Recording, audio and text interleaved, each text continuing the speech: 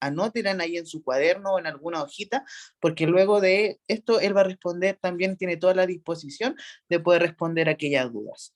Así que, amigo Lázaro, te quiero dar el pase para que tú desde ya puedas ahí explicar lo que se va a tratar en esta noche. Pues, Yo, ¿cómo están, chicos? Que el Señor les bendiga. ¿Me escuchan bien, cierto? Súper, excelente. Estaba muy preocupado por el tema del audio. sí, se escucha súper Eh, bien. Excelente, muchas gracias. Agradecido con el Señor, gracias Leito por esa presentación. Y gracias al Señor por verle la carita a cada uno de ustedes, con quienes hemos tenido muy lindas experiencias en el Señor, muy lindos momentos en la presencia de Él. Y también ver caritas nuevas, ver que hay corazones deseosos de seguir aprendiendo del Señor, corazones apasionados por Él y por seguir con la intención de expandir el reino. ¿Qué les puedo contar de mí? Que también soy un apasionado, que el Señor me tiene por misericordia acá, en el seminario, preparándome para lo que el Señor quiera, cuando Él quiera, como Él quiera. Y lo invito a que eso también pueda ser la intención de ustedes, su oración en todo momento, a que lo que hagan, que lo que piensen, que todo lo puedan someter a la voluntad del Señor. ¿Ya? Así que no me quiero extender, muchachos, al contrario, estoy muy ansioso, a la vez muy nervioso de compartir esto con ustedes. Así que voy a pedirles que abran su Biblia en el libro de Marcos, la tenían recién abierta ahí. Vamos a ver nuevamente Marcos 16, porque cuando hablamos del Evangelio, nosotros tenemos que pensar lo que Dios ha hecho en nuestras vidas. Pero cuando queremos hablar de evangelización, no podemos hablar de evangelización sin pensar primero en el Evangelio. Y quiero que vayamos un momento a ver el versículo, que es el centro de esta iniciativa del Grupo Apasionado, y que podamos ver en ella lo que realmente pueda ser nuestra introducción para poder hablar acerca del Evangelio. Voy a compartir pantalla, si me dan... A ver, vamos. Ahí sí. Ustedes me avisan si es que están viendo mi pantallita. Excelente. Parece que sí la están viendo. Sí, ya, súper. Entonces, bueno, el tema que se me dio para compartir con ustedes qué es el Evangelio.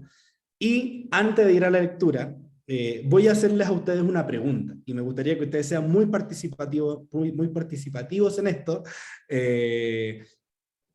Si ustedes, a cualquiera de ustedes, los llevaran a un lugar a evangelizar, pero no pueden llevar Biblias, ¿qué versículo bíblico ustedes utilizarían? Me gustaría que dejaran sus respuestas en el chat. Tienen que ir a un lugar, a ese lugar no pueden llevar Biblia, solamente tienen que llevar un versículo bíblico para hacer más fácil su predicación. Entonces, mi pregunta es, ¿qué versículo bíblico utilizarían? Obviamente va a ser de memoria porque no van a tener una Biblia. Así que interactúen ahí en los comentarios y ahí yo voy a estar leyéndolo. ¿Ya? Mientras tanto piensen en eso, vayan dejándolo en el chat, de ahí vamos a volver a eso. Entonces, algunos de los contenidos que vamos a ver, Dios mediante, vamos a ver qué significa lo que los muchachos llamaron hasta el fin del mundo. Vamos a ver algunas premisas de qué no es el Evangelio. Vamos a hablar de la buena nueva. Vamos a hablar de cuando las buenas nuevas realmente son buenas. Y vamos a terminar con algunas aplicaciones, si el Señor lo permite. Entonces vamos a comenzar con hasta el fin del mundo. Entonces vamos a ir todos al libro de Marcos, capítulo 16, y vamos a leer los versículos del 14 al 18, que eran los que estaba leyendo nuestro amigo Leo al principio. ¿Ya? Voy a leer y dice así: finalmente se pareció a los 11 mismos, estando ellos sentados a la mesa, y le reprochó su incredulidad y dureza de corazón, porque no habían creído a los que le habían visto resucitado. Y les dijo: id por todo el mundo y predicar el evangelio a toda criatura. El que creyere y fuere bautizado será salvo, mas el que no creyere será condenado. Y estas señales seguirán a los que creen. En mi nombre echarán fuera demonios, hablarán nuevas lenguas, tomarán en las manos serpientes, y si bebieren cosa mortífera, no les hará daño, sobre los enfermos pondrán sus manos y sanarán. Antes de seguir, muchachos, quiero orar y vamos a pedirle al Señor de que en este tiempo que vamos a estar compartiendo acerca de este texto y los demás textos que vamos a ver, que sea el Señor moviéndose en medio de nosotros. Amén. Padre eterno, te damos muchas gracias, Señor. Tú eres bueno, eres santo, eres justo, eres amor, eres bondad, eres eterno y te alabamos por eso. Dios, estamos expuestos frente a tu palabra y queremos que sea ella hablándonos a nosotros. Dios, tú conoces mi insuficiencia, tú conoces nuestra necesidad y te pedimos que sea tu Espíritu Santo utilizando tu palabra y también sea tu Espíritu Santo abriendo nuestro entendimiento. Vamos a ser expuestos ante tu Evangelio. Permite que, así como ha obrado en la vida de muchos de nosotros, que aquellos que tal vez lo han escuchado, pero tal vez no han meditado en él, que puedan ser impactados por él, y que nosotros una vez más, Señor, nos reencantemos y podamos llenarnos de gozo al ver todo lo que tú has hecho en Cristo por cada uno de nosotros. Ayúdame, Señor, utiliza mi deficiencia, utiliza mi incapacidad y glorifícate en eso, Señor, porque te lo pedimos en Cristo, nuestro Salvador. Amén y amén. Amén. Ya, muchachos, Marcos. Yo sé que Marcos tiene que ser un libro muy conocido por ustedes. ¿Por qué? Porque, bueno, para los muchachos que se vienen recién sumando, el año pasado el Señor nos permitió hacer un Marcos Challenge. El Marcos Challenge era una iniciativa que, junto con los chicos que estaban liderando, consistía en leer el libro de Marcos. Lo estuvimos leyendo durante casi un mes y este fue nuestro capítulo final. Con este cerramos nuestra iniciativa. El final de Marcos Challenge fue con este capítulo. Y tiene que ser algo reconocido por nosotros. Entonces no podemos hablar antes del capítulo sin hacer memoria, y para aquellos quienes no participaron de la iniciativa, por lo menos puedan aprender un poquito de lo que el Señor en ese tiempo nos enseñó. Lo primero es que el Evangelio de Marcos fue escrito por un hombre llamado Juan Marcos. No se llamaba Marcos, se llama Juan Marcos. Pero se le conoce comúnmente como Marcos. Él era hijo de María. Esta María no era la madre de Jesús, era otra mujer que se llamaba María. No sé si ustedes se recuerdan ese pasaje en Hechos, capítulo 12, que es cuando Pedro fue encarcelado, y dice que la iglesia empezó a orar por Pedro, y que cuando él estaba preso, dice que de repente hubo un temblor, sus cadenas cayeron, y él sale de la cárcel, el Señor le lleva con bien, y él llega a una casa donde los cristianos estaban reunidos. No sé si algunos recordarán ese pasaje, si no, bueno, después tendrán tiempo para leerlo, pero resulta que a la casa que él llega pertenece a una mujer que se llamaba María, y esta María era la madre de Juan Marcos, el mismo que escribió el Evangelio, que obviamente en ese tiempo todavía no lo había escrito. Dice que cuando él fue liberado y llega a esta casa, fue justo, coincidió en un momento cuando Pablo y Silas estaban por iniciar lo que era su primer viaje misionero. Perdón, disculpen que se me movió la presentación. Ahí sí. Su primer viaje misionero. De manera de que Marcos se le invita a participar del viaje misionero junto con Pablo y Bernabé. Y resulta que cuando ellos iban de camino, cuando iban a medio camino, dice que Marcos vuelve atrás. Finalmente él no continúa el camino con ellos, sino que él se devuelve a Jerusalén, de donde él era. Luego, cuando ellos vuelven a pasar por Jerusalén, Bernabé quiere llevar ahora a Marcos a su viaje. Sin embargo, Pablo no quiere llevarlo, por la sencilla razón de que como Marcos ya había desertado una vez, ahora esta vez Pablo dice, no lo vamos a llevar, posiblemente va a volver a desertar. Y hubo una discusión entre Pablo y Bernabé, por razón de que Bernabé sentía un aprecio muy grande por Marcos, era su sobrino, y finalmente estos dos varones, quienes habían hecho ya parte del viaje, se separan, siendo Bernabé tomando a Marco para continuar su viaje, y Pablo toma a un varón llamado Silas. Entonces nosotros cuando veíamos Marcos Challenge, nosotros decíamos, bueno, pero ¿qué pasó aquí? A este varón, un varón que que estaba junto con el apóstol, que tal vez podría haber tenido un crecimiento exponencial, finalmente sucede de que este varón, Pablo, ahora no lo quiere llevar. No le era útil. Sin embargo, la palabra no lo dice, pero sí la historia lo cuenta, y es que finalmente Bernabé continúa este viaje con Marcos hasta que finalmente se establecen en la ciudad de Roma, y allá Marcos puede compartir junto con Pedro, quienes muchos consideran de que Pedro finalmente es quien termina de discipular a Marcos para que ahora él aprenda acerca del Evangelio. Nosotros sabemos que Marcos, el que escribe este Evangelio, él posiblemente nunca estuvo con Jesús.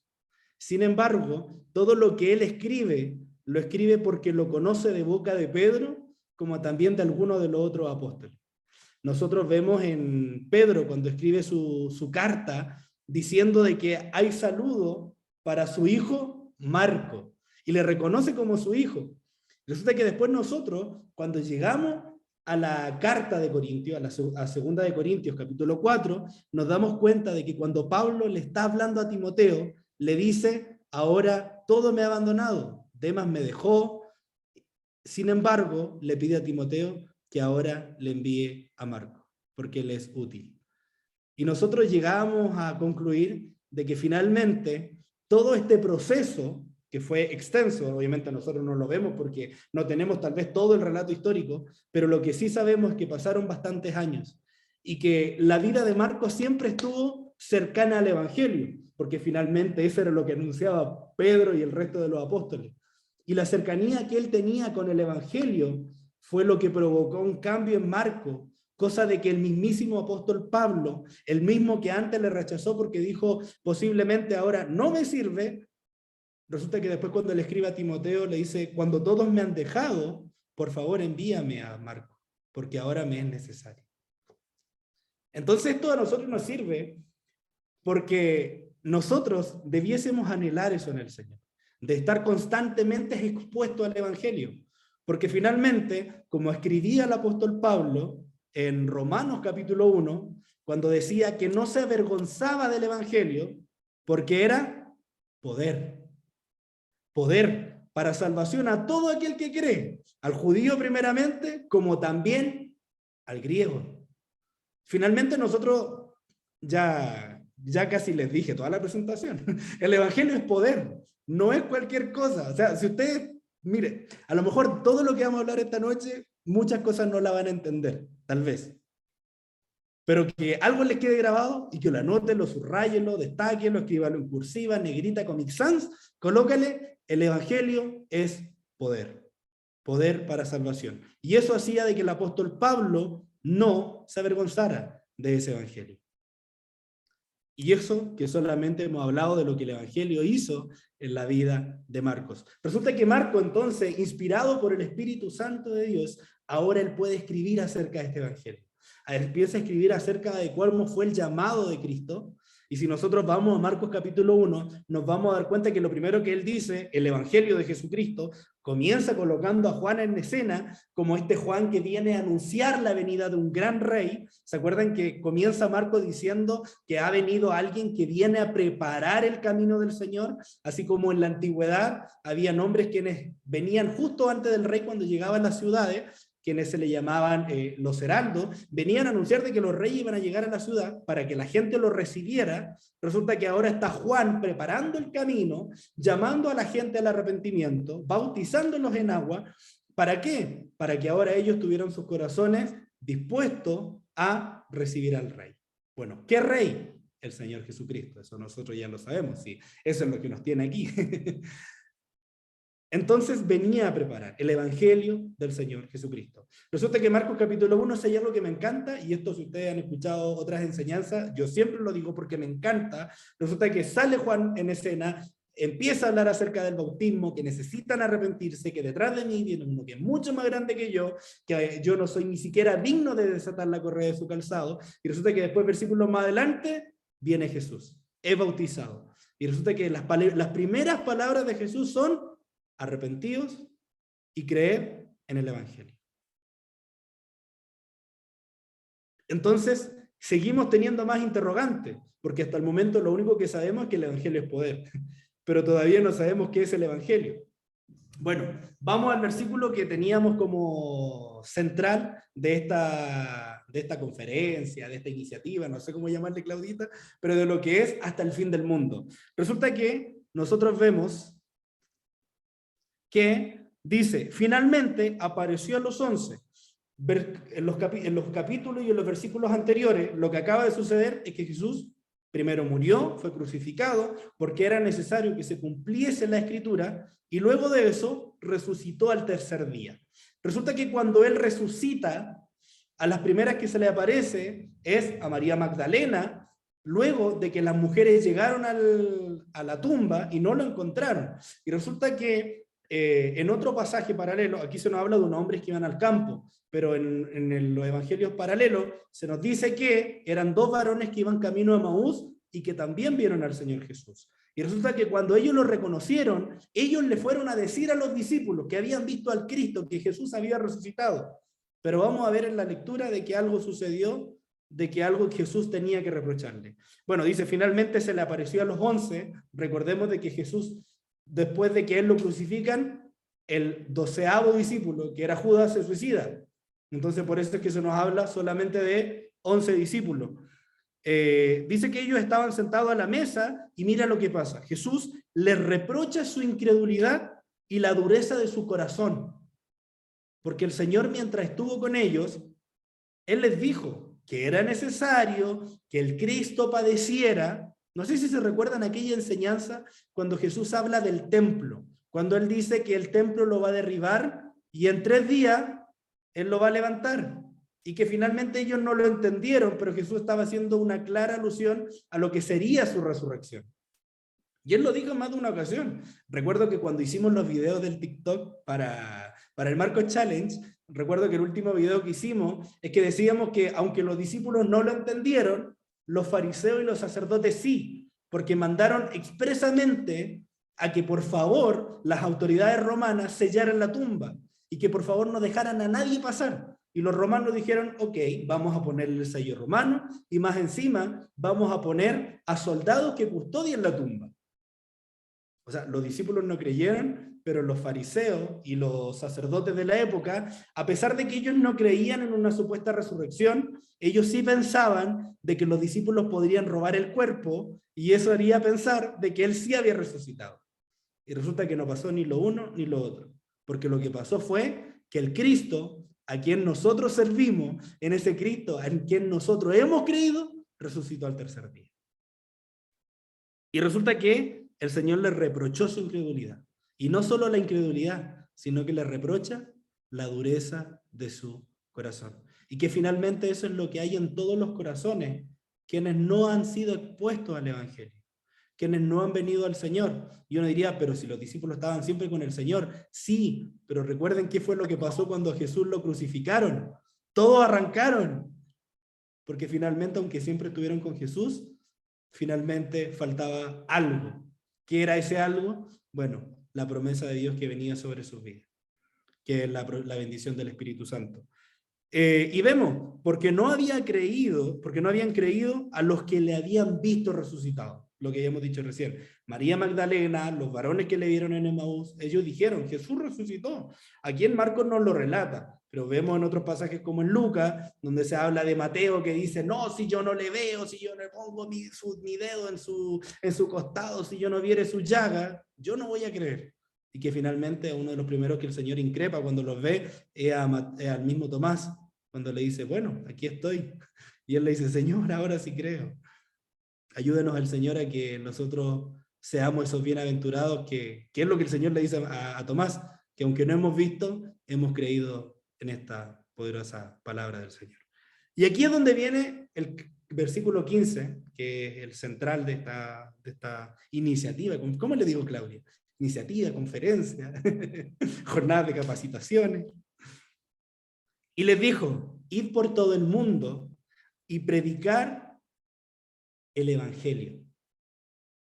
No les dijo, vayan y enseñen cualquier cosa que se les ocurra, sino que el mandato expreso de Dios, cuando dice id, cuando dice predicad, esos verbos están en imperativo, de modo que el Señor le está ordenando, son mandamientos.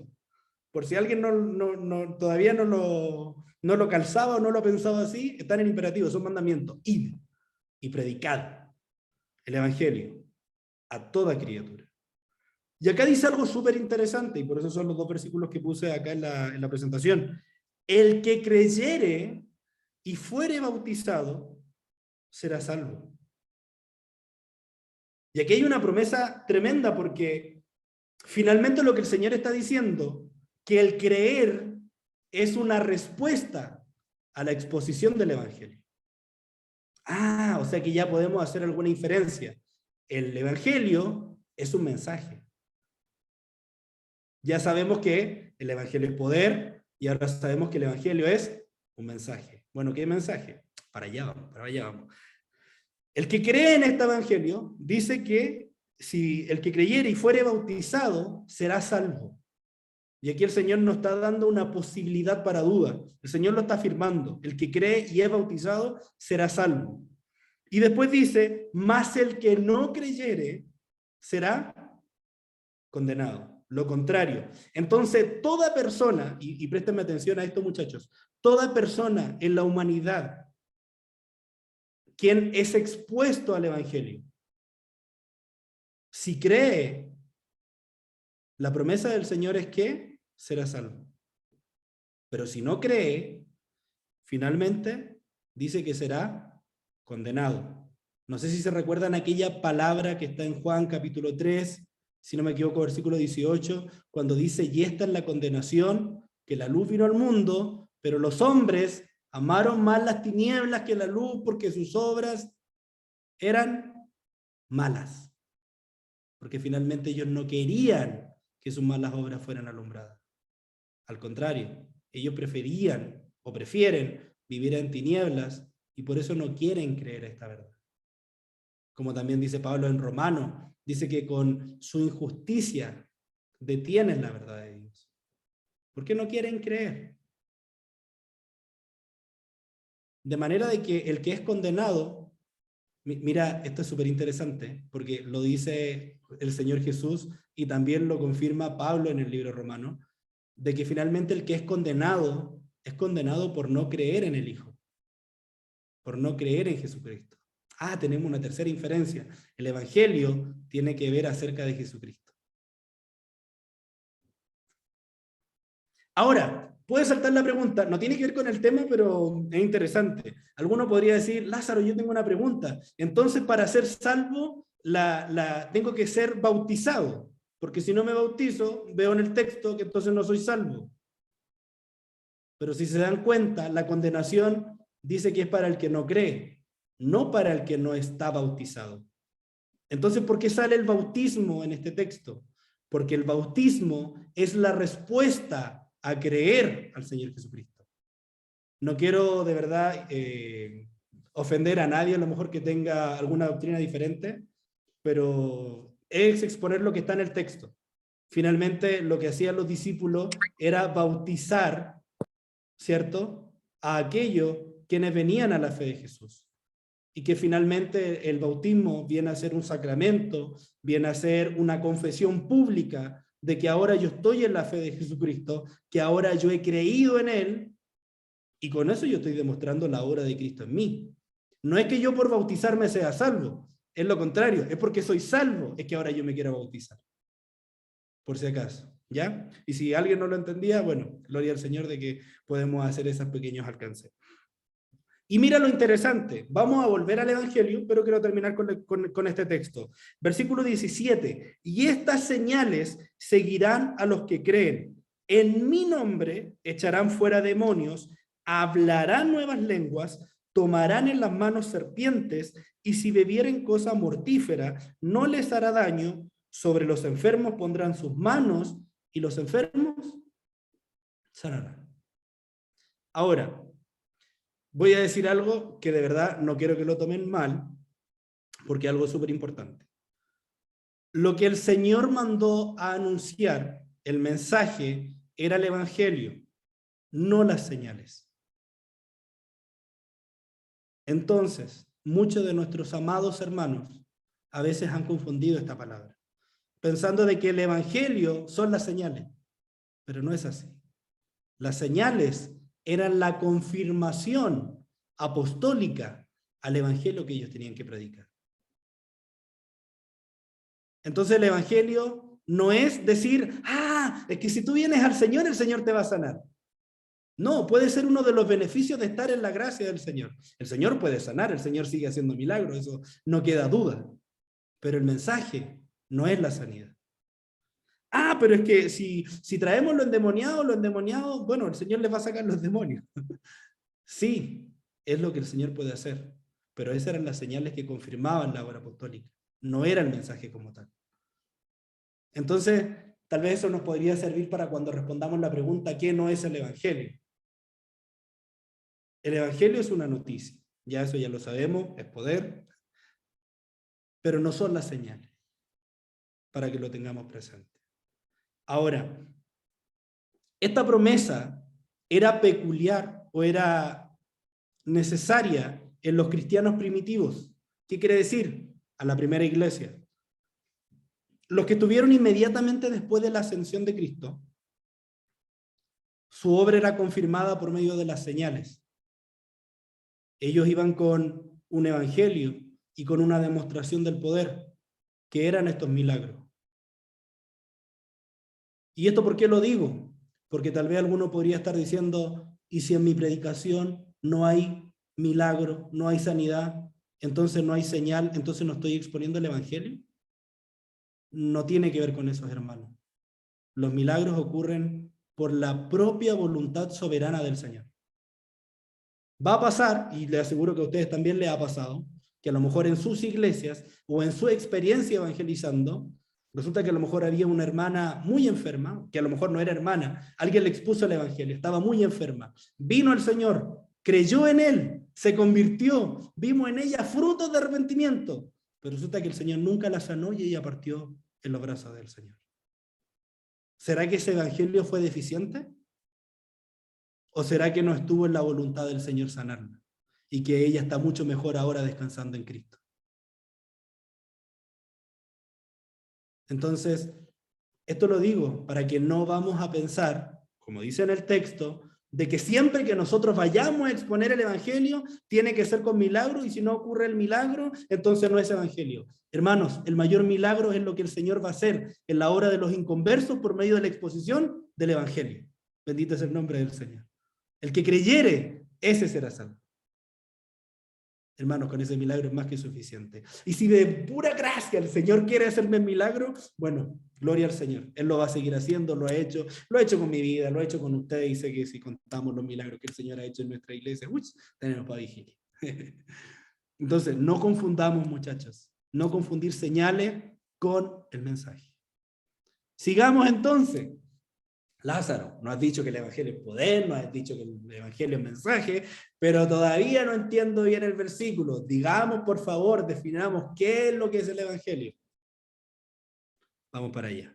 Ayúdenos el Señor. Antes de decir qué es el evangelio, digamos qué no es el evangelio. Y esto es súper importante, muchachos, porque lamentablemente hoy día hay una mala concepción acerca del evangelio. Lo digo porque lo he visto en mi iglesia, lo digo porque lo he visto en muchachos, lo digo porque lo he visto en muchas partes, y es necesario que estas cosas nosotros podamos verlas y decir, Señor, ayúdanos a entender y a comprender el evangelio tal como tú quisiste que se expusiera. Entonces, lo primero, el evangelio no es religión. Y esto lo quiero aclarar porque no quiero que tengan una mala visión de la religión. A veces la gente cuando habla de religión dice, algo malo. No, la religión a veces nos sirve porque son sistemas de creencias y poder identificarnos y decir, yo soy cristiano, cristiano es una religión, y no es malo, al contrario, es lo que me diferencia de ser un islamita, de ser un budista, de ser, no sé, cualquier cosa. Pero lo que estoy diciendo acá es que el evangelio no es religión en un sentido de que es un conjunto de creencias, ¿ya? Religiosa, o muchas normas de un buen comportamiento que yo tengo que hacer. No es eso, porque ya dijimos que es un mensaje. Entonces no tiene que ver que es con normas. Ahora, los que venimos de un trasfondo de iglesias pentecostales antiguas, vamos a escuchar a los hermanos más viejitos decir, yo llevo 50 años en el evangelio. Si bien en parte es cierto, porque tal vez hace 50 años se le predicó acerca del Evangelio, no debemos entender ese Evangelio como pertenecer a una religión. ¿Ya? Ahora, ellos lo hacen, nosotros entendemos lo que ellos quieren decir, pero cuando Pablo, por ejemplo, volvemos al mismo ejemplo de Romanos, capítulo 1, versículo 16, cuando Pablo dice, no me avergüenzo del Evangelio porque es poder de Dios, no está diciendo, no me avergüenzo de mi religión, él está diciendo, no me avergüenzo del mensaje, porque es ese mensaje el que es poder de Dios, para que lo tengamos presente.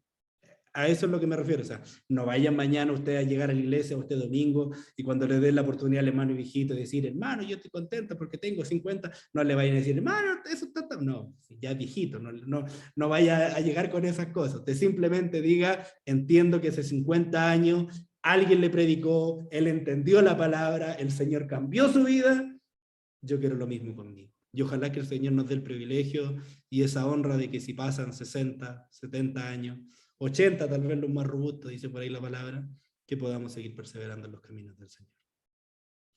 ¿Qué otra cosa no es el Evangelio? Prosperidad. Y esto es súper importante, muchachos. En este tiempo se ha mal usado la palabra Evangelio, apoyándolo en algo que se llama prosperidad, hablando de un supuesto evangelio de la prosperidad. Hay muchos predicadores que hablan de esto, de que si tú le das al Señor, el Señor te va a triplicar y viene a pactar con el Señor, que si tú le das la casita, Él te da la mansión, que si tú le das el auto, Él te da el Ferrari, que no que tienes que ser tacaño con el Señor, que si tú eres pobre es porque eres un tacaño. El evangelio no es eso. Si bien hay una invitación, y digo invitación porque Dios, por intermedio del apóstol Pablo, dijo, bueno, que cada uno ofrende conforme Dios o conforme cada uno lo propuso en su corazón. Y hay una bendición en el dar. Más bienaventurado es dar que recibir. Eso es bíblico. Lo que no es bíblico es pensar de que el evangelio consiste en yo dar mi dinero, depositar cosas, para que finalmente el Señor me deba a mí por yo haberle supuestamente depositado. ¿Ya? Ahora, por otra parte, hay otros predicadores, no sé si llamarlos predicadores, muchachos, de verdad que sí. Hay mucho mensaje positivista, muchas frases que de repente uno ve en Facebook, en Instagram, que no son predicadores, muchachos. De hecho, métanse en sus perfiles, se van a dar cuenta que dicen que son conferencistas, que son como personas que realmente lo que hacen es compartir un mensaje que te va a hacer sentir bien. Pero no son predicadores. Y su intención no es hablar acerca del Evangelio. Así que tampoco es eso el Evangelio. Tampoco es caridad. Y esto lo digo porque a veces pensamos que hacer actos caritativos, hacer obras sociales, es hacer evangelismo. Y por ende nosotros pensamos que estamos compartiendo el Evangelio. Y no. Si nosotros acabamos de leer de que el mandato del Señor fue compartir el Evangelio. Ahora, que nosotros queramos compartir el Evangelio por medio de una obra social, por medio de algo que nos ayude a llegar a la comunidad, eso es otra cosa. Y eso no está mal, al contrario, nos acerca. Pero la obra social no es el Evangelio. Hace algunos años, el Señor me permitió, por misericordia, con unos amigos fundar un ministerio que se llama Amor Urbano. Si ustedes lo buscan en Instagram, todavía lo pueden encontrar. Ellos siguen trabajando. Y el Señor nos permitía compartir el Evangelio con gente que estaba en situación de calle en pleno centro de Santiago. Y una de las cosas con las que el Señor más nos confrontaba era de que el Señor nos mandó a ir y predicar el Evangelio. No ir y hacer caridad. Pero nosotros decíamos, los que están en la calle son gente necesitada. Entonces lo que nosotros hacíamos era ir y en parte suplir esa necesidad de llegar con una oncecita, nos sentábamos con ellos, tomábamos 11, y entre medio compartíamos con ellos el Evangelio. Que finalmente era la intención. Entonces, eso es súper importante. Nosotros somos llamados a predicar el Evangelio. Podemos hacer obras sociales, de hecho debemos hacerlo. Debemos ir y apoyar al necesitado, sobre todo a los que son de nuestras congregaciones, a la viuda, a la desamparada. Pero en sí, con los inconversos, nuestro llamado no es simplemente hacer solidaridad, sino que es a compartir el Evangelio. Y si nosotros vamos y hacemos solidaridad, no estamos predicando. Y alguno podría decir, sí, pero es que estamos predicando con los hechos. Hay una palabra, y esto lo voy a decir y puede ser muy controversial. Alguien alguna vez dijo,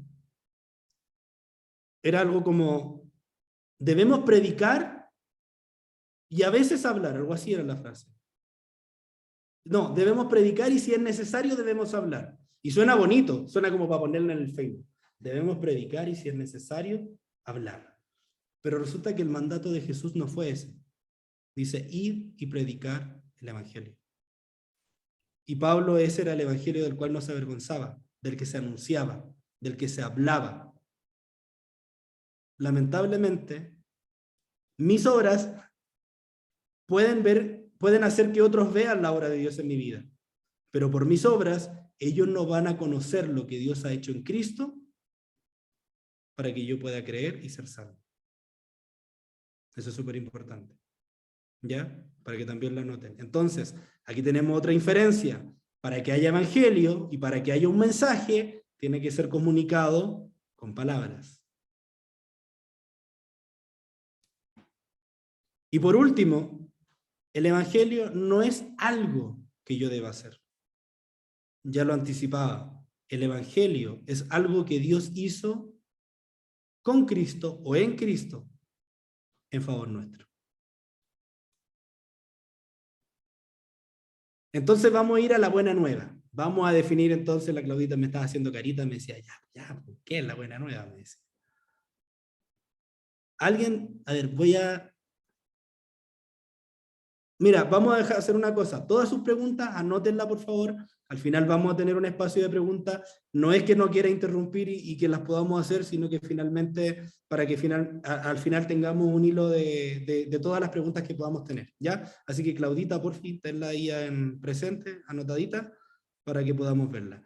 Yo aquí estoy mirando los textos y vi Sarita, Juan 3.16, Jason, Juan 3.16, Araceli García, Romanos 8.23, Leonel Chandía, Salmo 121. No, ya ese es otro nivel. Salmo 121. Juan 3.16 dice Ignacio Neira. Matías Campos, Romanos 3.18. Christopher Chandía dice Filipenses 4.13. Connie Kim, Romanos 3.23. Carla dice Juan 3.16, 17, 18. Ese ya es más completo, más completo. Tomás Orellana, Hechos 3.19. Oye, ese está interesante, ¿eh? Alguien dijo Salmo 91, Paola Soto. Ojo que yo les dije que tenían que sabérselos de memoria. O sea que si ahora yo les digo que abran su audio y me los digan de memoria, me los tienen que decir. Si por algo yo les dije, no pueden llevar Biblia, solamente un texto. No les voy a pedir eso.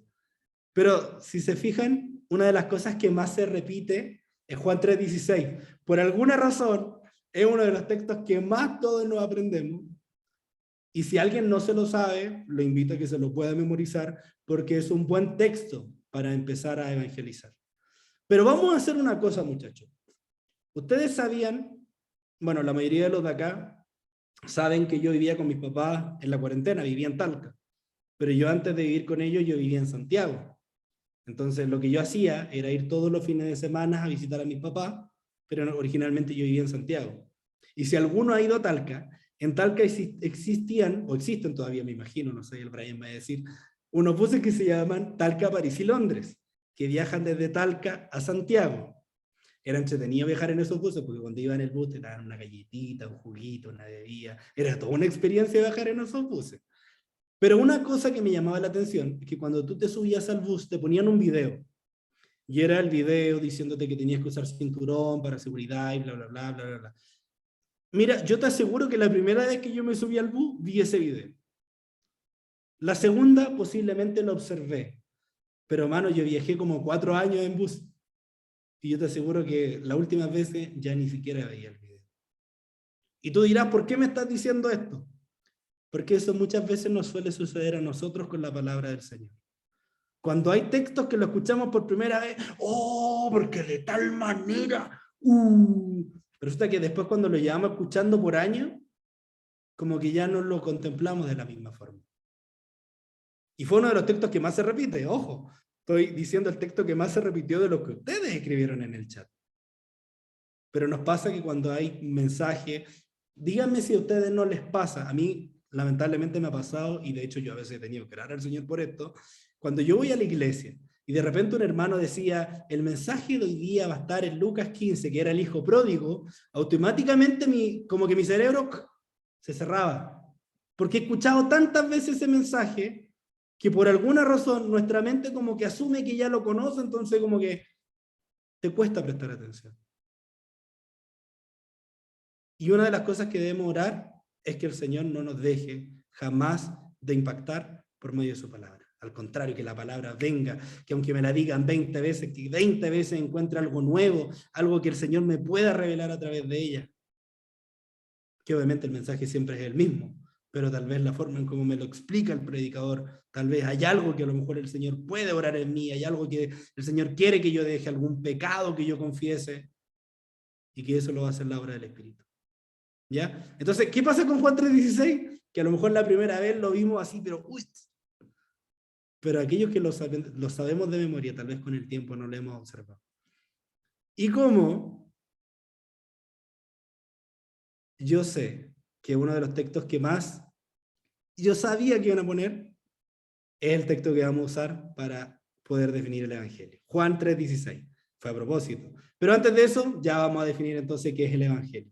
Primero decirle que el Evangelio es algo que se ve frecuentemente en el Nuevo Testamento. Si ustedes tienen algún software o internet, busquen cuántas veces sale la palabra Evangelio en el Nuevo Testamento y se la van a encontrar un montón de veces. De hecho, en el libro de Marcos nomás se van a encontrar con que sale al inicio del libro y al final del libro. Y ojo, que el Evangelio resume el tema central de lo que es el cristianismo. Mano, si tú no sabes, si tú no conoces el Evangelio, lo que es muy posible, no quiero afirmar algo que no es, pero es muy posible que tal vez tú no seas cristiano. Y no digo que no seas cristiano porque no asistas a una iglesia, sino porque tal vez si tú no has comprendido lo que Dios ha hecho en Cristo por ti, es probable de que este mensaje no haya impactado en tu vida. Ayúdenos el Señor para que podamos, el Señor abra nuestros ojos espirituales, de verdad, para que podamos contemplar la maravilla que ha hecho el Señor en Cristo por nosotros. Entonces, el mensaje es el tema central de nuestra fe. Es algo que todos los creyentes debemos saber. Evangelio viene de una palabra en griego que es evangelion, que significa buena nueva, buena noticia o un buen mensaje. Ahora, este evangelio o esta buena noticia tenía una carga más grande de lo que significa en español.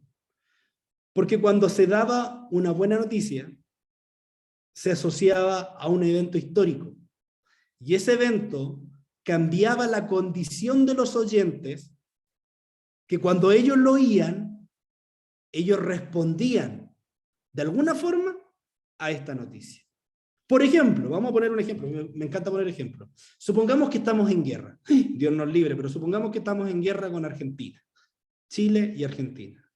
Y resulta que cuando estamos ahí nosotros, tal vez entristecidos, empobrecidos, ustedes saben todo lo que trae la guerra, ya han visto lo que ha pasado con Ucrania y Rusia, en medio de toda esa conmoción, de repente así entre medio de las montañas, vemos llegar a un soldado. Y el soldado nos dice, se acabó la guerra.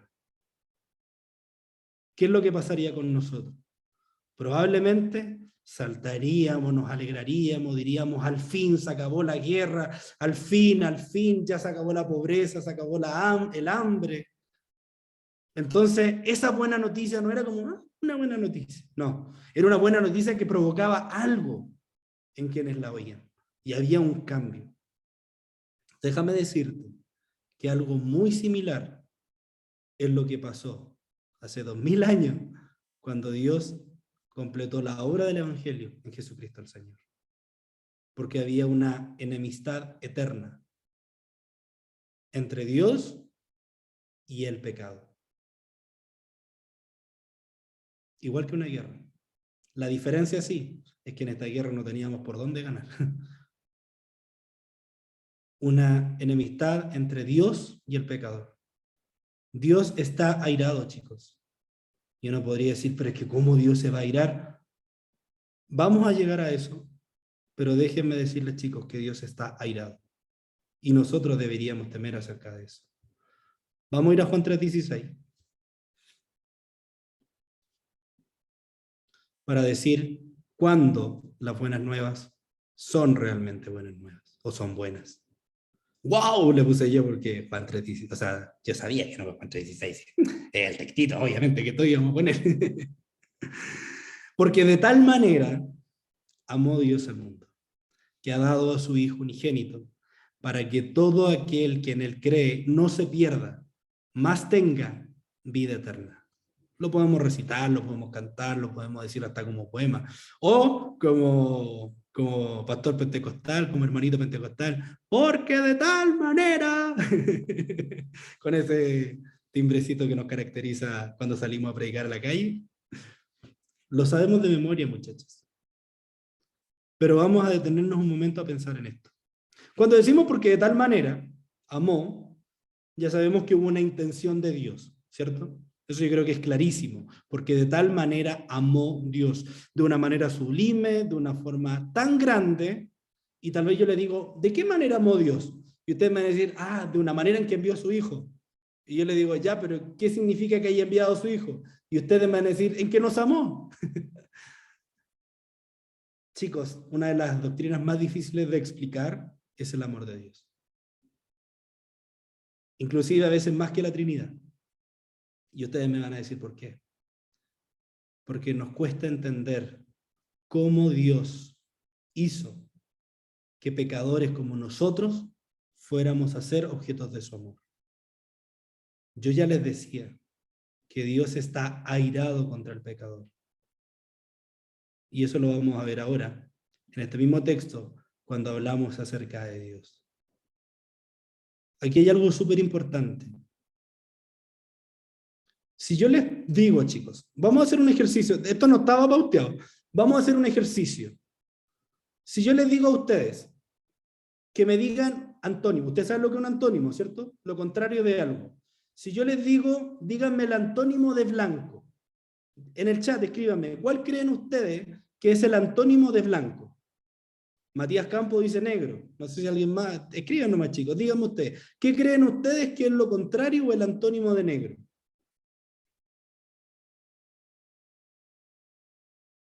O sea, de blanco, perdón. Negro, negro. Ok, vamos a hacer el mismo ejercicio y yo les voy a preguntar. Díganme ustedes, ¿qué creen ustedes que es lo contrario de paz? ¿Qué es lo contrario de paz?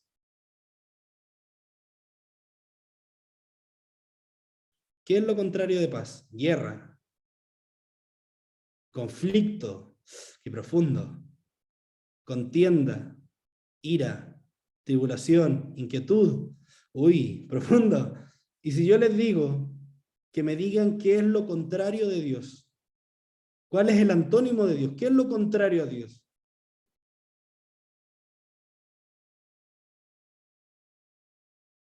Muerte. No tiene, dice Matías. ¿Alguien más? No tiene. Uf, Satanás, dijo alguien. Bueno, como bien decía Matías, nada se le compara a Dios, nada. Entonces Dios no tiene un antónimo. Cuando nosotros pensamos en blanco y decimos, el antónimo es negro, es porque el blanco es un color igual que el negro, la diferencia es que su gama de colores es distinta. Cuando nosotros decimos lo contrario de paz, decimos, tribulación, guerra, conflicto, porque es el estado contrario. Pero pueden pensar ustedes, chicos, que Dios es eterno, que Dios nunca ha dejado de existir, entonces nunca ha habido algo distinto a Dios y nada se le compara a Dios.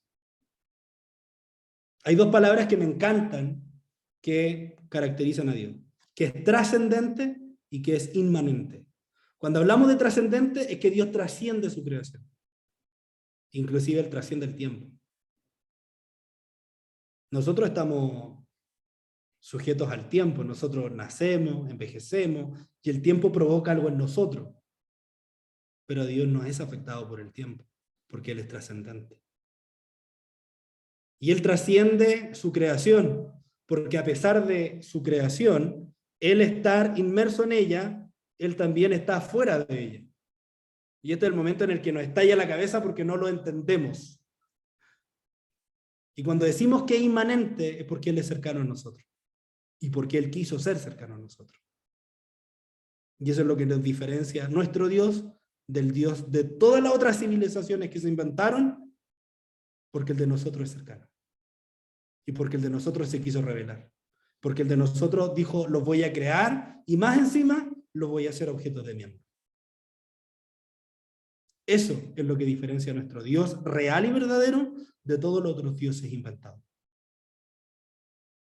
Y podemos decir muchas cosas más de Dios, que Dios es eterno, por ende no tiene principio, que no tiene fin, que Dios es omnisciente, porque todo lo sabe, que es omnipresente porque está en todo lugar, que es omnipotente porque todo lo puede, que es omnibenevolente porque hay mucha bondad en Él, porque en Él no hay maldad, que Él es amor, que Él es eterno, que Él es inmutable. Yo les decía, nosotros somos afectados por el tiempo, nosotros cambiamos y envejecemos, mas Dios, en Él no hay sombra de variación, dice Santiago. Él es el mismo, ayer, hoy y por los siglos. Él es verdad, Él es sabiduría, Él es justo y Él es santo. Y hay muchas otras atributos o perfecciones de Dios que nosotros podemos ir identificando a través de la Escritura. Si hay algo que quiero que ustedes entiendan, muchachos, es que Dios es incomprensible.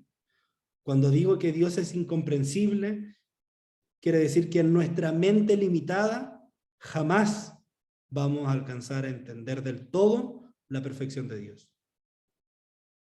¿Por qué? Porque nosotros solo conocemos las cosas creadas. Y nosotros tratamos de definir a Dios por medio de lo que conocemos. Ah, yo conozco el amor porque mi mamá me ama, porque yo amo a mi mamá. Pero el amor de Dios es superior a ese. Hay un pasaje en Isaías que me encanta. A los que me conocen saben que siempre lo digo también. Que dice que la mujer podría dejar de compadecerse del fruto de su vientre, podría dejar de amar lo que está dentro de su vientre, pero con todo, el Señor jamás se olvidará de ti. Es lo que le dice Dios a Israel. El amor de Dios es superior al amor de una madre. El único amor que entendemos y que nosotros decimos, ay, que el amor más puro, no, con esto no quiero decir que los padres no amen, no, lo que pasa es que nosotros siempre hemos asociado el amor de madre a un amor que nace del vientre, permanece en el vientre y como que es tan cercano, tan puro, tan noble, no en todas, por supuesto, hay excepciones, pero el amor de Dios es más puro que es y no lo alcanzamos a definir. Hubieron hombres en el siglo XV que lo definieron de la siguiente forma.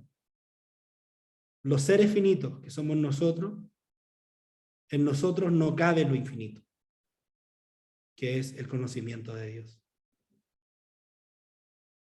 Por lo que todo lo que conocemos de Dios es así. Pero no les puedo decir que Dios es así porque Dios es mucho más que eso.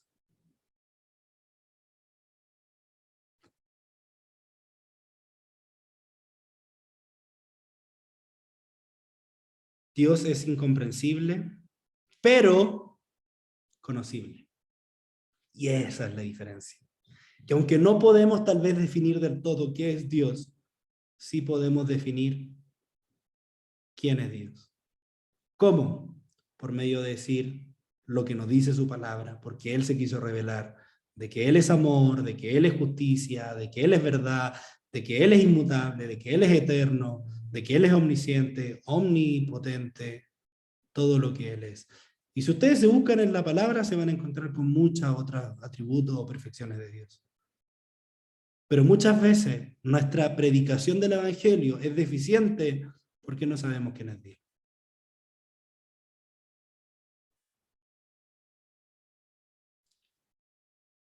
A veces nuestras predicaciones son deficientes porque queremos que la gente crea en algo de lo cual nosotros no estamos seguros. Y eso es lo más triste de todo. Porque tú dices Dios es amor, pero no estás seguro si Dios te ama. Porque tú dices que Dios es eterno, le dices a alguien mientras lo evangelizas, pero no sabes si en verdad Dios existe. Y eso es terrible.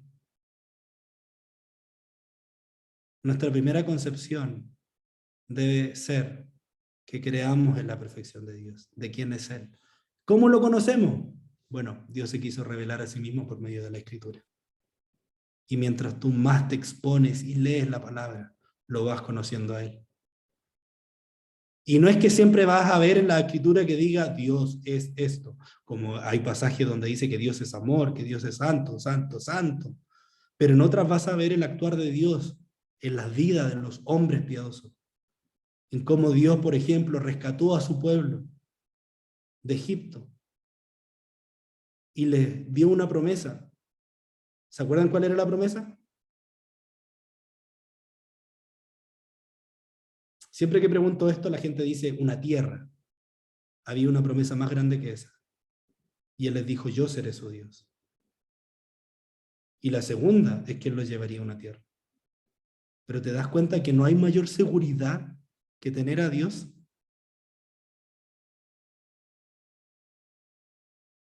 A veces nuestra predicación es deficiente porque no alcanzamos a definir del todo bien a Dios.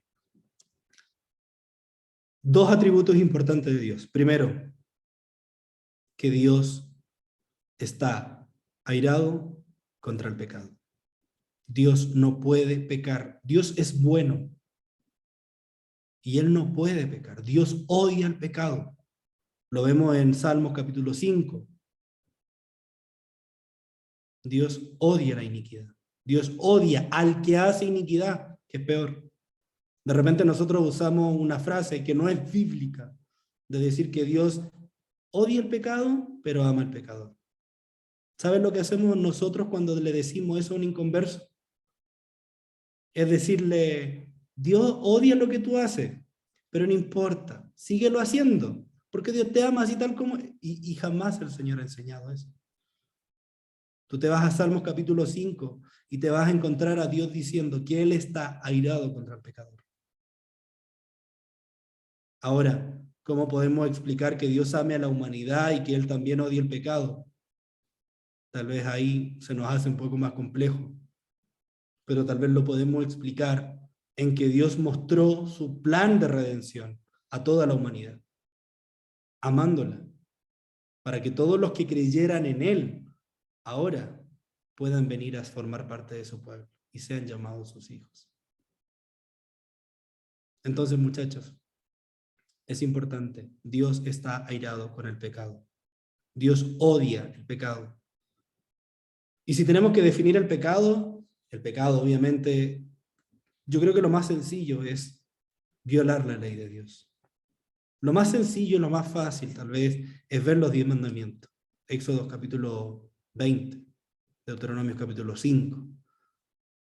Y si nosotros nos examinamos contra la ley y vemos, primer mandamiento, que debemos amar a Dios, que no nos haremos un Dios de nada que no sea el Dios verdadero.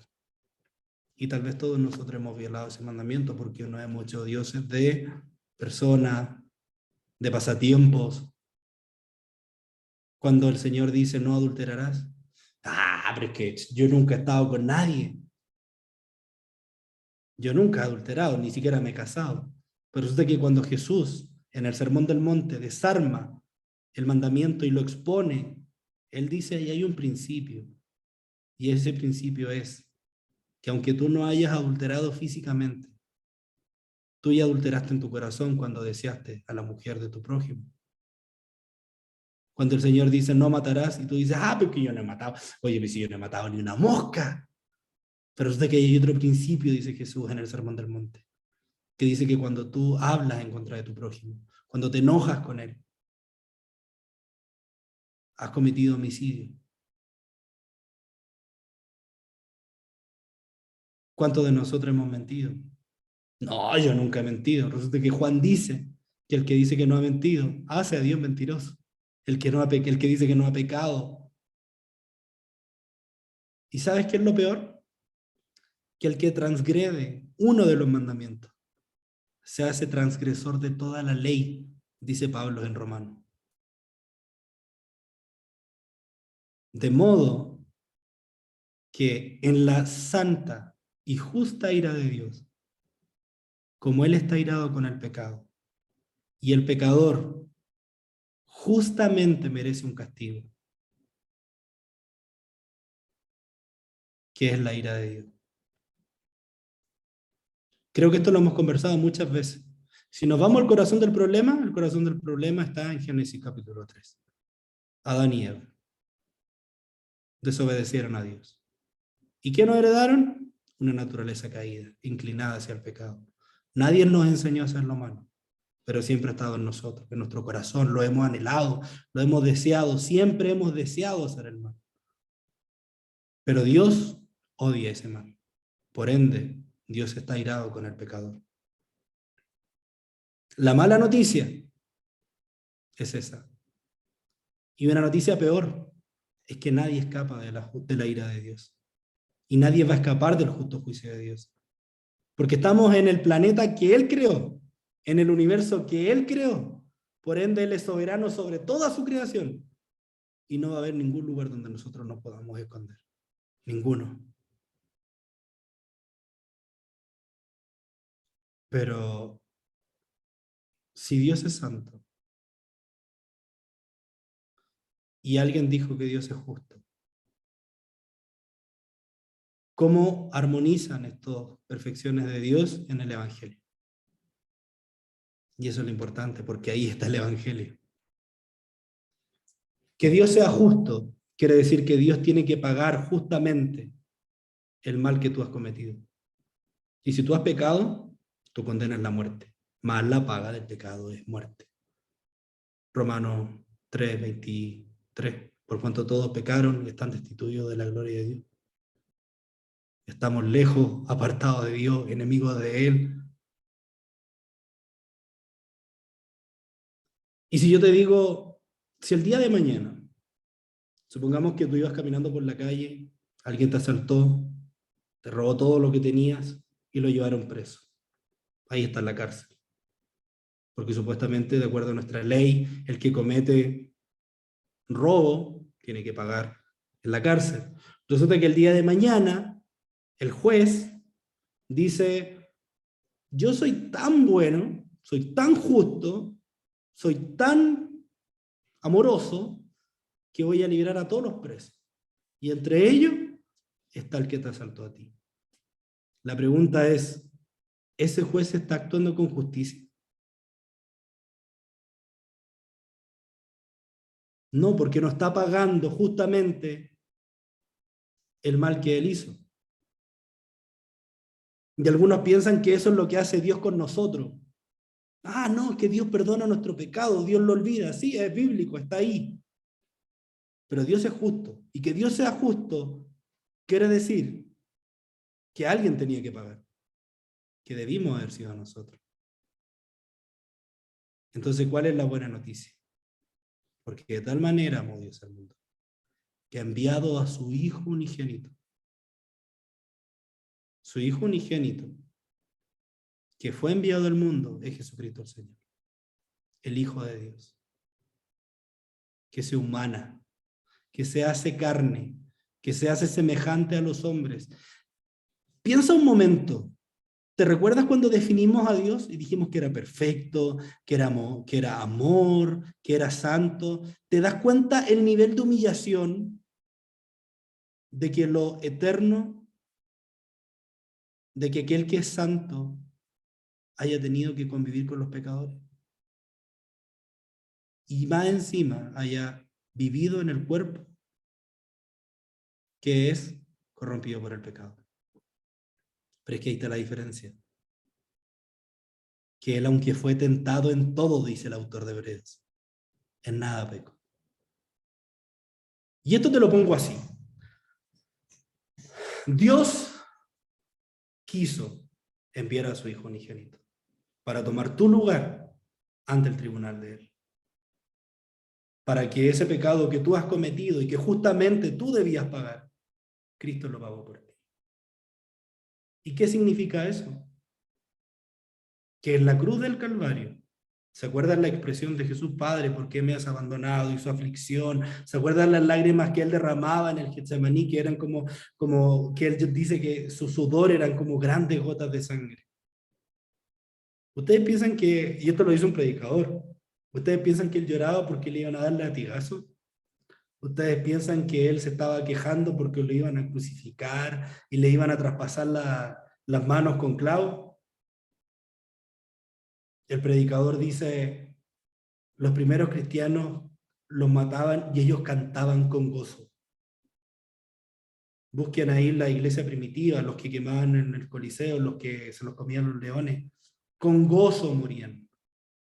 ¿Han visto, ustedes que estaban leyendo recién el libro de Hechos, cuando estaban apedreando a Esteban, cuáles fueron las últimas palabras de Esteban?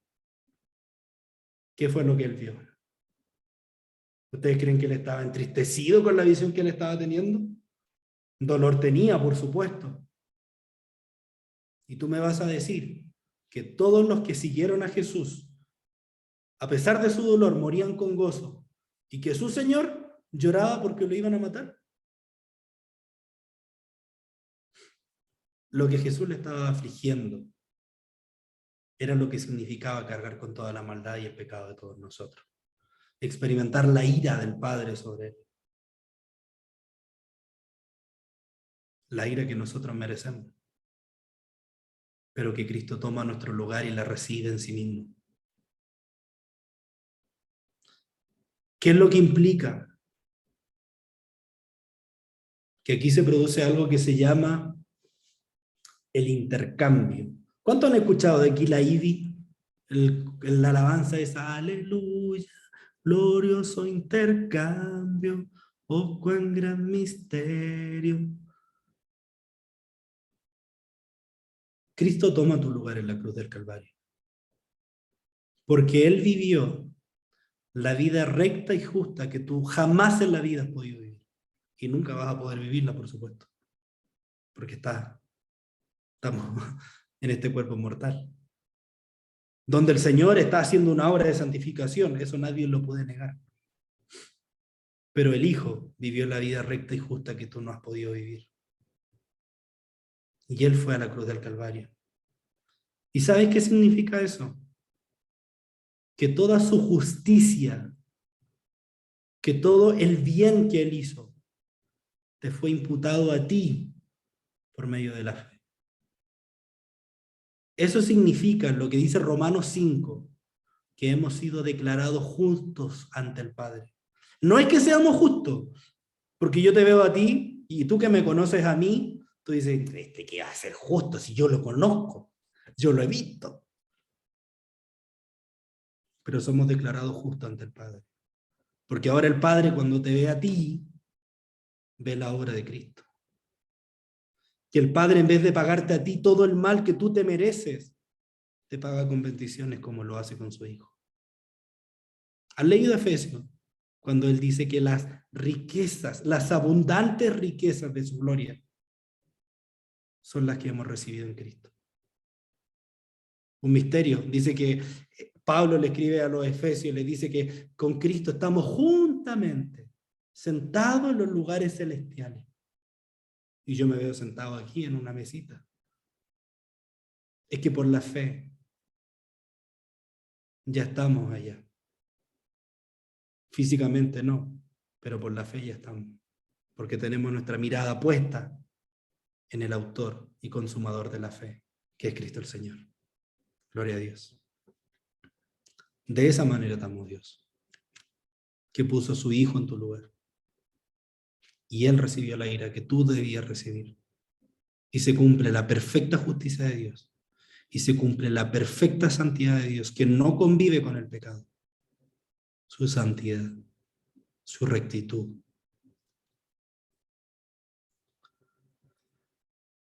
No hay nada escondido a los ojos del Señor, chicos. Todas las cosas están desnudas delante de Él. Él puede ver nuestros pensamientos. Conoce los pensamientos más profundos. Su estándar de moralidad es mucho más alto de lo que nosotros pensamos. Si alguien está pensando, o si alguna vez alguien ha pensado, que se puede salvar haciendo buenas obras, siendo buena persona, déjeme decirle que está completamente equivocado. Pablo escribía en Gálatas y decía que por las obras de la ley nadie puede ser justificado delante de Dios. ¿Sabes por qué? Una vez escuchaba a una persona que decía, en el día del juicio el Señor va a tener una balanza. Y en esa balanza va a poner nuestras buenas obras y nuestras malas obras. Y si las buenas obras pesan más que las malas, entonces nosotros vamos a entrar a la gloria del Señor. Si tú fueras egipcio, a lo mejor eso sí te la compraría, que era lo que creían los egipcios. Osiris va a pesar nuestra alma. Pero en el Evangelio no es así. Porque sé sincero contigo, si hoy día alguien pesara tus buenas obras y tus malas obras, nuestras malas obras pesarían mucho más que las buenas. ¿Y sabes cuál es la condición para ser salvo por una obra? Es que tú hayas cumplido la ley desde el primer día de tu nacimiento hasta hoy día, perfectamente. Y eso nadie lo ha hecho, solo Cristo. Por eso que Él sí pudo tomar nuestro lugar. Y obviamente aquí se desprenden muchas enseñanzas. Yo sé que ustedes más de alguna vez han escuchado que Cristo fue el manso cordero. Vamos a Isaías 53 y vemos que es despreciado y desechado entre los hombres, varón de dolor, experimentado en quebranto, y como que escondimos de él el rostro, lo menospreciamos, no lo estimamos. Como cordero fue llevado delante del matadero, enmudeció y no abrió su boca. El castigo de nuestra paz fue sobre él. Todas esas cosas, chicos, se desprenden de esto, de que Cristo tomó nuestro lugar. Que así como en el Antiguo Testamento se presentaban ofrendas para expiar el pecado, y expiar era que un animal tomaba nuestro lugar, si eso era, muchachos. Si alguna vez alguien se preguntó por qué se presentaba en sacrificio, yo cuando chico siempre me lo pregunté, y de hecho me preguntaba por qué ahora no, porque no entendía el Evangelio. Nos vamos a Éxodo y nos damos cuenta que la vida está en la sangre, y que por eso era necesario que se derramara sangre para que reemplazara a alguien que había pecado. Pero ¿sabes qué? Ningún cordero era suficiente para expiar el pecado de alguien, o todos los pecados de alguien. Simplemente eran símbolos de lo que había de venir. Cristo, derramando su sangre por cada uno de nosotros. Nosotros cuando pecamos, rechazamos vivir para la gloria de Dios. Y en lugar de eso, chicos, buscamos nuestra propia gloria. Y eso también es pecado. Nosotros debemos vivir para la gloria de Dios.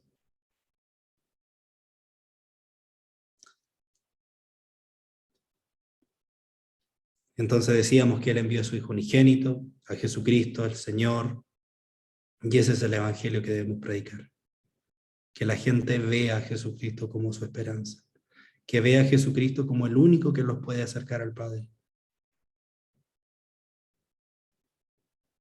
el único sustituto. Chicos, por nuestra incapacidad, jamás podríamos haber encontrado una salida para ser reconciliados con Dios. Por eso que Dios nos dio a su Hijo. Y sin reserva alguna, Él lo entregó. ¿Y sabes qué es lo más tremendo de todo?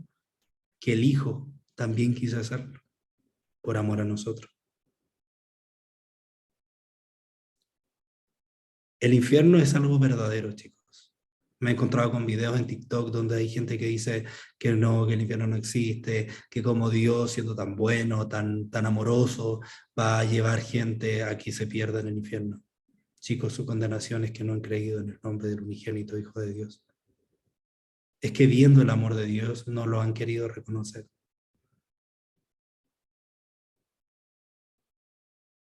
Y el infierno es real. Y por eso que nosotros evangelizamos. Por eso que nosotros predicamos. para que vean a Dios, el amor de Dios, pero también para que vean a su Hijo, para que vean lo que Cristo ha hecho en nosotros y lo que también hará en ellos. Cuando dice para todo aquel que en él cree no se pierda, más tenga vida eterna, literalmente, chicos, en griego ahí dice para que todo aquel que en él cree no perecerá. Literalmente dice eso, muchachos. Cuando nosotros creemos en Cristo, dejamos de escondernos y dejamos de resistirnos y nosotros nos sometemos a Él. Nosotros venimos a Él en arrepentimiento y fe, confesamos todos nuestros pecados. Nuestra respuesta a la buena noticia que es el Evangelio, lo que Cristo ha hecho en nosotros y por nosotros, es que nos lanzamos a Él, porque Él es nuestra única esperanza.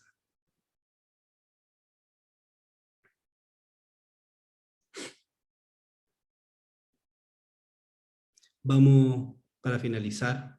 De verdad no me quiero extender, quiero responder preguntas. Yo sé que a lo mejor hay preguntitas, pero quiero que lo que hemos conversado, chicos, les quede grabado. Por eso que el mensaje es un mensaje de poder. Por eso que es una buena noticia. Hay una frase que me encanta de un autor que se llama John Piper.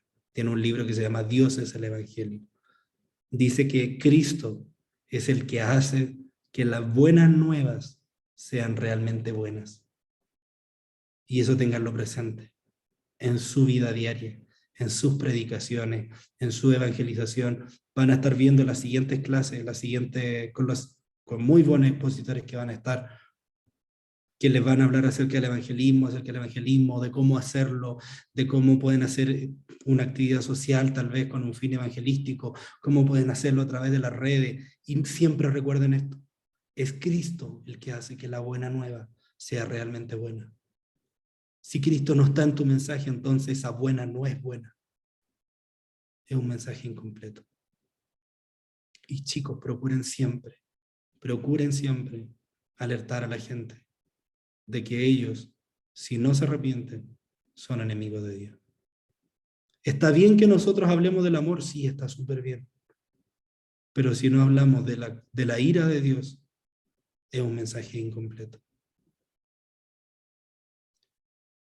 Claudia, ¿ya terminaron el libro de los Hechos o todavía lo están leyendo? Todavía lo están leyendo. ¿Les queda un capítulo? ¡Wow! El libro de los Hechos de los Apóstoles en realidad debería llamarse el libro de los Hechos del Espíritu Santo, porque desde el primer día hasta el último vemos al Espíritu Santo obrando por medio de hombres, compartiendo palabra, dándoles valentía, hombres que eran azotados. Me acuerdo cuando llaman a Pedro y Juan y les dice, tienen prohibido salir a predicar. Y resulta que los sacan del tribunal y lo primero que hacen es salir a predicar.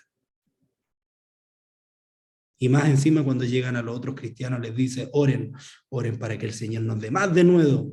Y eso hacía que los que estaban ahí también fueran valientes y también anunciaban lo que el Señor había hecho con ellos. Pero saben, si se dan cuenta en el libro de los Hechos, muy pocas veces se habla acerca del amor de Dios en las predicaciones. Lo que más se habla es que ellos necesitaban arrepentirse. Si no me creen, ustedes están leyendo Hechos, vayan, léalo de nuevo. Busquen todas las veces que predicaron y busquen cuántas veces Pedro dijo Jesús te ama. ¿Cuántas veces Pedro dijo Jesús tiene planes maravillosos contigo? Jamás van a encontrar eso, muchachos. Porque el problema de la gente no está ahí. El problema es que Dios está airado con el pecado y que ellos deben reconocer en sus vidas a Jesucristo el Señor. Y a ti que estás escuchando hoy día es lo mismo contigo. Mano, yo tenía 21 años dentro de la iglesia y este texto me lo sabía de memoria. Cuando yo era chiquitito mis papás me llevaban a predicar.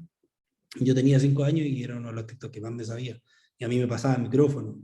Aquí todos los que son pentecostales a lo mejor se van a sentir identificados, que le pasaban el micrófono y el niñito tiene que decir el texto bíblico. Mano, yo me lo decía de memoria.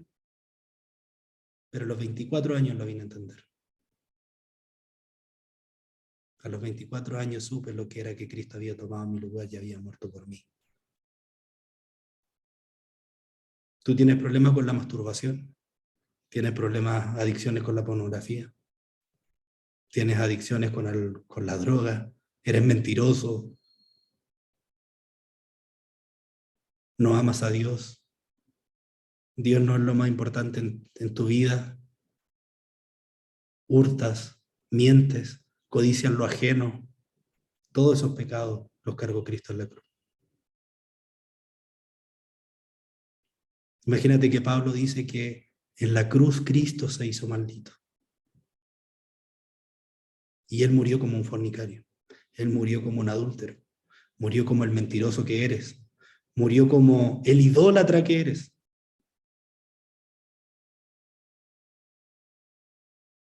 Para que hoy día tú, al creer en él, como leíamos al principio, el que creyere será salvo.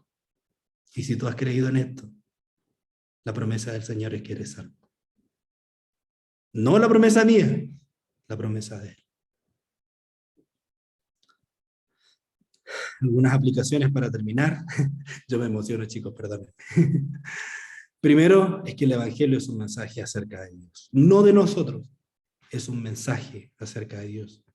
En el Evangelio, lo que acabamos de hablar, muchachos, nos dice quién es Él.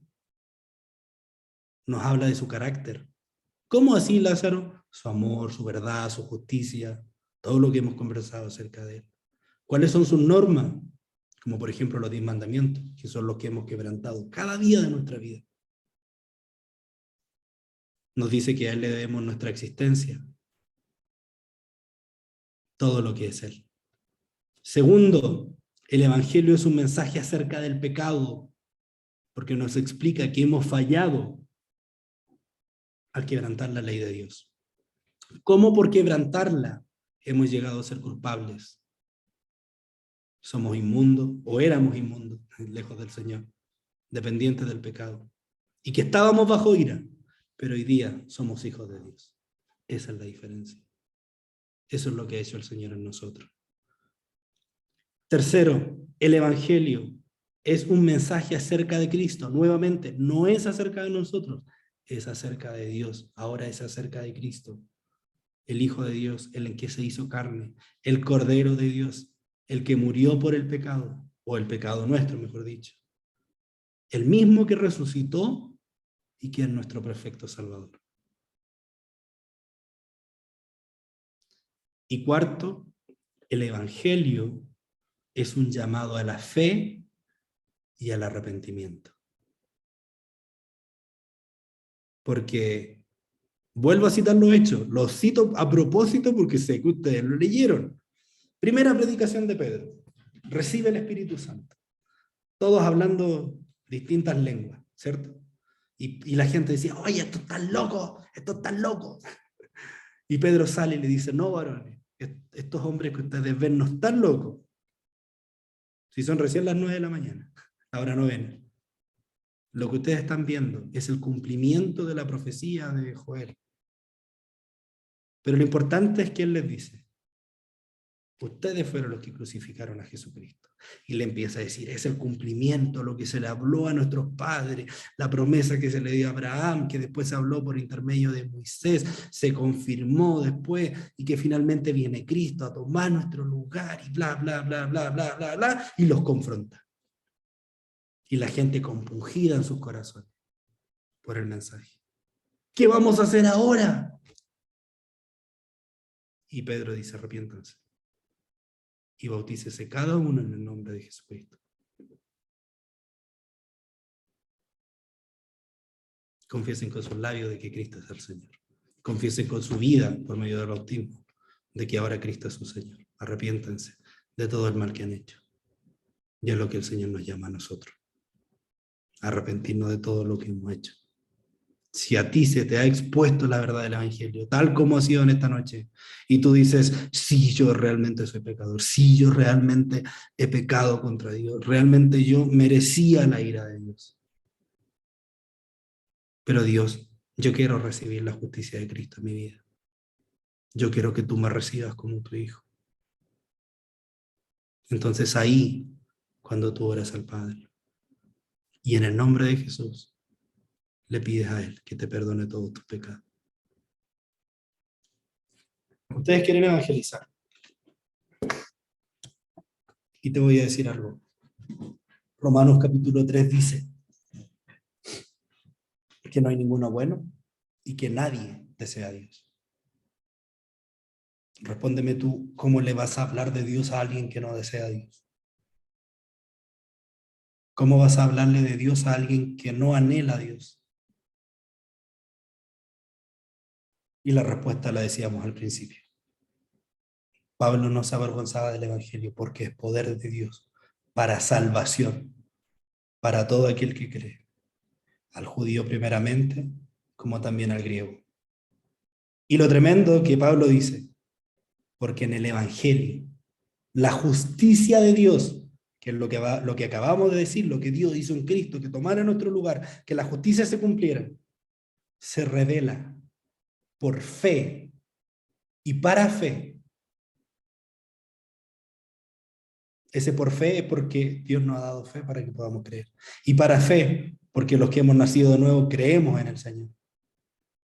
Porque como está escrito, mas el justo por la fe vivirá. Si tú quieres evangelizar y hablar del Señor, literalmente, hermano, literalmente, es alguien predicándole a puros muertos, a puras tumbas. Y es ahí donde actúa el poder de Dios. Que así como lo hizo contigo, que así como lo hizo conmigo, o así como lo está haciendo contigo esta noche, Dios te ha llamado a vida. Para que ahora tú creyendo en Él, ahora tengas vida y vida en abundancia. Esta ha sido mi exposición. Deseo de todo corazón que el Señor te bendiga por medio de ella. Vamos a tener un espacio de preguntas, pero no quiero pasar el espacio sin primero dar gracias al Señor y poder orar. Amén. Padre, tú eres bueno, Señor. Tú eres santo, tú eres poderoso. Te damos gracias, Señor, te alabamos, te bendecimos. Te damos gracias porque has venido a nuestras vidas, no habiendo nada bueno en nosotros. No sabemos qué viste en nosotros, pero te damos gracias que hayas venido. Te damos gracias de que nos hayas escogido y que nos hayas hablado este precioso evangelio y que nos hayas hecho renacer a una nueva esperanza. Padre, te pido que esta palabra que hemos podido conversar, que hemos podido hablar acerca de tu evangelio, que realmente pueda ser algo que impacte nuestra vida y que de la misma forma, Señor, que en la medida que sigamos aprendiendo por medio de estas enseñanzas, que tengamos tan presente, Dios, de que el evangelio se trata de ti, de lo que tú has hecho. Danos poder, danos valentía para poder anunciar tus verdades, Señor. Ayúdanos, Señor. Perdona nuestros pecados, perdona nuestras ofensas. Trabaja en nosotros, Señor. Obra en nosotros. Gracias por todos los muchachos que en esta noche se pudieron conectar. Bendíceles sus vidas. Dales cada día más hambre por ti y por tu palabra. Somos una generación que está marcada por las redes sociales, por la hipersexualización en todo lo que vemos, Señor. Pero en medio de esta generación creemos que tú te levantas, Señor, y levantas a jóvenes apasionados por ti, dispuestos a poner sus vidas, Señor, en obediencia a ti, en respuesta a lo que tú has hecho por nosotros. Te damos gracias. Oramos en Cristo, nuestro Salvador. Amén. Ya, muchachos, no sé quién va a tomar el micrófono, no sé si hay de nada habían preguntitas, así que aprovechemos el tiempo. Matías Campos tiene la mano arriba. No sé si la anotó o es otra pregunta. No, la que dice en delante. Claudita, ¿tienes la pregunta por ahí?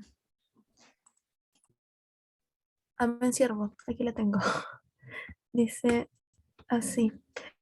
Si los actos sociales que hacemos en las congregaciones están mal, ya que con eso nosotros llegamos a la gente que es más fácil. Lo da como pregunta. Si los actos sociales que nosotros hacemos en las congregaciones estarían mal, No. eh, Ujú. ya que nosotros llegamos a la gente que es más fácil. Eso puso Matías. En ninguna manera hacer actos sociales va a estar mal. Todo lo contrario, como decía perfectamente, nos sirve para llegar a la gente.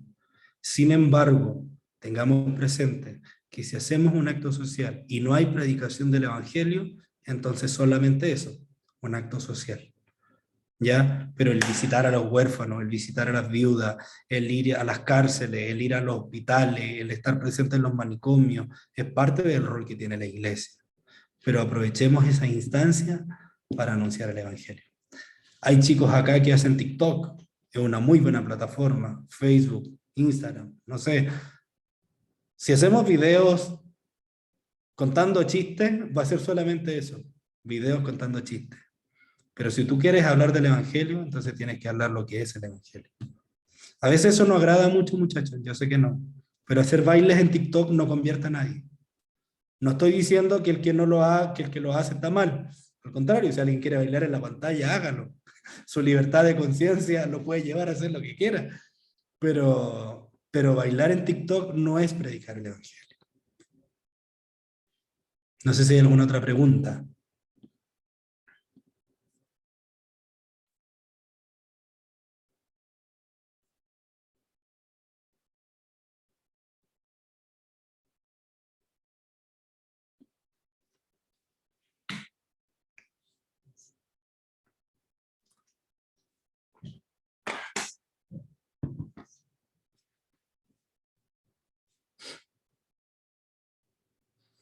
Uy, esta pregunta me encantó. Entonces, predicar, ir y el Evangelio. Entonces, predicar, ir e ir al Evangelio es una pasión o un mandamiento. O sea, si ir a predicar es una pasión o un mandamiento. Bueno, el mandamiento del Señor es ir y predicar. Ahora, nosotros debemos orar al Señor para que Dios nos dé pasión para obedecer al mandamiento. Pero que yo no lo quiera hacer o no lo quiera hacer, no invalida que sea un mandamiento del Señor. Oye, y ahí hay algo interesante, qué bueno que sale esa pregunta. Cuando en Mateo dice, el mismo texto que nosotros leímos en Marcos, en Mateo dice, ir y hacer discípulos, bautizándolos en el nombre del Padre, del Hijo y del Espíritu Santo. La palabra en griego, que es discípulos, es matetes, que significa alumnos, otra traducción para discípulos. Y eso es súper interesante, porque Jesús lo que está diciendo es ir, vayan y hagan discípulos, o vayan y hagan estudiantes. Pero el Señor nos dice, vayan y hagan creyentes, porque eso no lo hacemos nosotros, eso lo hace el Señor. Él es el que hace la obra. Nosotros simplemente lo que hacemos es hablar, anunciar, enseñar el Evangelio. Eso.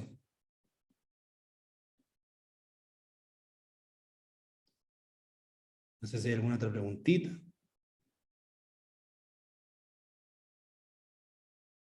Voy a dejar de compartir pantalla para verles las caritas.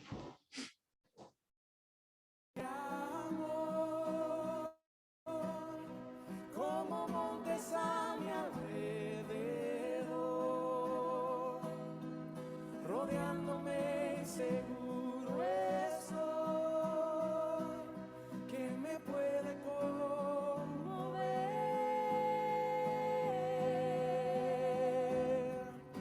Mi nombre Bueno, cargo creo hasta el que madero, pregunta. amor Le hasta damos el gracias, Lázaro, por esta oportunidad que